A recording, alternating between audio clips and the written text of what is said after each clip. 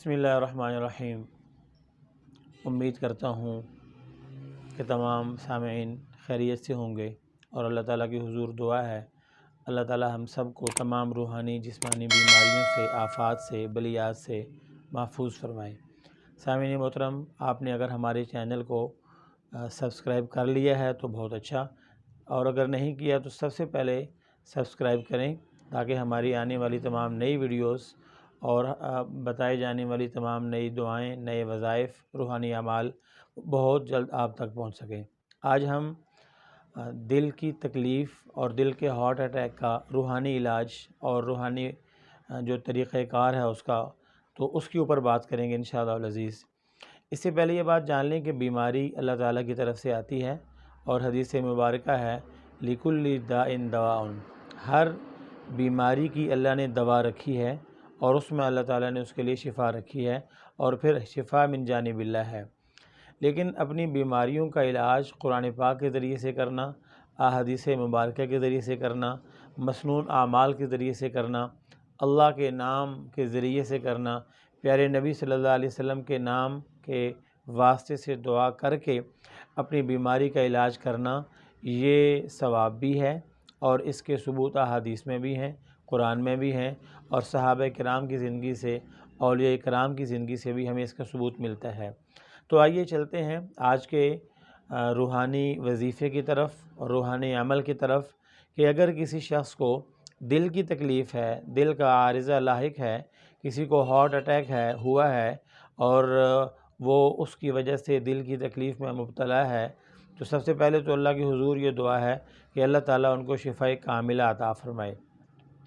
پھر اس کے بعد ان کے لیے ایک خاص قسم کا وظیفہ ہے، یہ میں دعا پڑھ بھی دیتا ہوں۔ اگر کسی شخص کو دل میں گھبراہٹ محسوس ہو، گھٹن محسوس ہو، دل اس کا ڈوب رہا ہو، دل بیٹھ رہا ہو، اور دل اس کا پورے طریقے سے کام نہ کر رہا ہو، دل کے دورے کا خطرہ ہو یا دل کا دورہ پڑا ہو، ان تمام صورتوں میں اس شخص کو چاہیے کہ یہ اللہ تعالیٰ کی حضور انتہائی لجاجت کے ساتھ اور انتہائی الہا وزاری کے ساتھ اللہ کی حضور یہ دعا کرے، اور اپنے لیے دعا مانگنے سے پہلے 7 بار یہ وظیفہ ہے، یاد کر لیجئے، 7 بار اس وظیفے کا اہتمام کرنا ہے۔ بسم اللہ الرحمن الرحیم۔ یا اللہ یا رحمان یا رحیم، یا اللہ یا رحمان یا رحیم، دل مارا کن مستقیم۔ پہلے عربی کا جملہ ہے، پھر فارسی کا جملہ ہے۔ عربی زبان کا جملہ یا اللہ یا رحمان یا رحیم، فارسی کا جملہ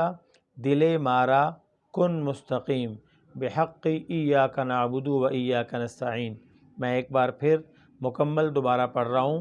یا اللہ یا رحمان یا رحیم، دل مارا کن مستقیم بحق ایاک نعبد و ایاک نستعین۔ سامعین محترم، اللہ کے نام سے اپنے آپ کو بھی اور اپنے جاننے والوں کو بھی، ان کو بھی یہ بتائیں کہ اللہ کے نام سے استفادہ کریں، اللہ کے نام کو یاد کریں، ذکر بھی کریں، اور اللہ کے نام کے ذریعے سے شفا بھی اللہ سے مانگیں۔ تمام جو دل کے امراض